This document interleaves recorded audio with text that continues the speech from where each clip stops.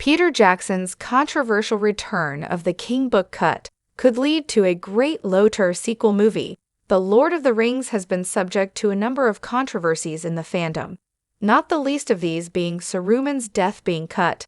But this actually opens up an exciting prospect for another movie. Peter Jackson's Lord of the Rings movies cut a lot of J.R.R. Tolkien's story to fit it into 3 feature-length pictures, but fans weren't expecting Saruman's death to be one of the elements cut. It was vital to the character's arc, and Christopher Lee's stellar performance made it even more exciting to see Saruman's death on screen. By all measures, Saruman's death could have appeared by the Lord of the Rings. The Two Towers end, since Saruman never reappeared at the end of the Return of the King. Christopher Lee would only ever have been welcomed in any faithful scene, given his brilliantly despicable Saruman. As a war veteran, Lee was inclined to die a spectacular and realistic death as the evil wizard, even going so far as to correct Jackson on his directorial choice of dying sounds. But it wasn't to be, in the Lord of the Rings theatrical versions, at least, creating an intriguing possibility. Peter Jackson filmed Saruman's death scene for the Two Towers, intending to include it, but it was cut. Saruman's infamous and gory death scene was, in fact, cut from all the theatrical versions of the Lord of the Rings movies. Saruman was one of Lord of the Rings' 5 wizards, and had a massive role in the story.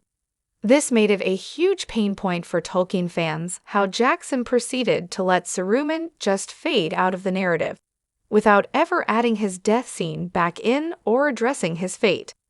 Second only to Gandalf in terms of being the series' most important wizard, Saruman was one of the most evil characters in The Lord of the Rings. In that sense, it would have been ideal to have him back at the end of The Return of the King for some skewering of the Shire scenes.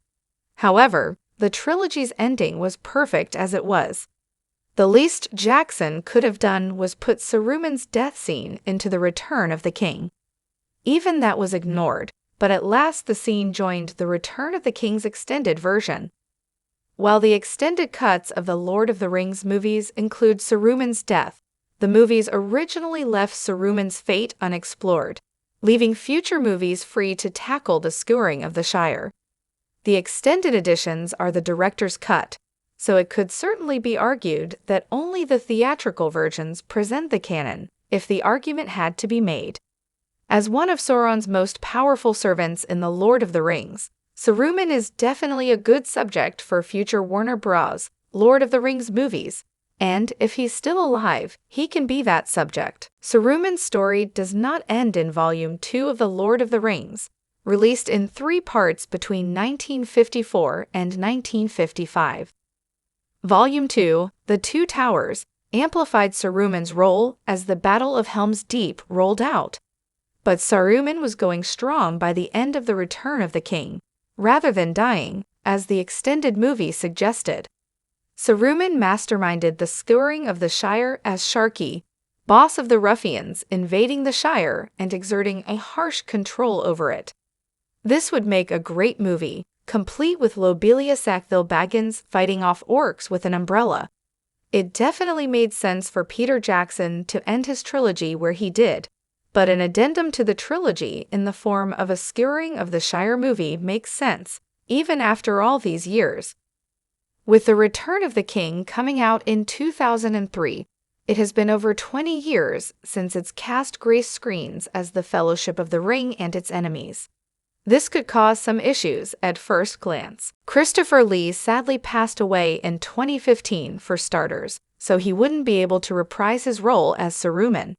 However, Saruman did not necessarily take his usual form in the skewering of the Shire. He was Sharky, Terran of the Shire. He seemed more crooked and haggard in this form than the majestic one he inhabited earlier in the story, whether this reflected shapeshifting or not. Therefore, a different actor could play Sharky without it being too much of an issue. Certain members of the Fellowship of the Ring would have to reprise their roles too, the hobbits. Elijah Wood, at the very least, hasn't aged a day. Similarly, the other hobbits shouldn't present a huge issue. Warner Bros. Has another live-action Lord of the Rings movie coming out, The Hunt for Gollum, but a skewering of the Shire movie may be a better idea. The Lord of the Rings. The War of the Rohirrim came out on December 13, 2024, featuring Christopher Lee's voice as Saruman in an animated cameo.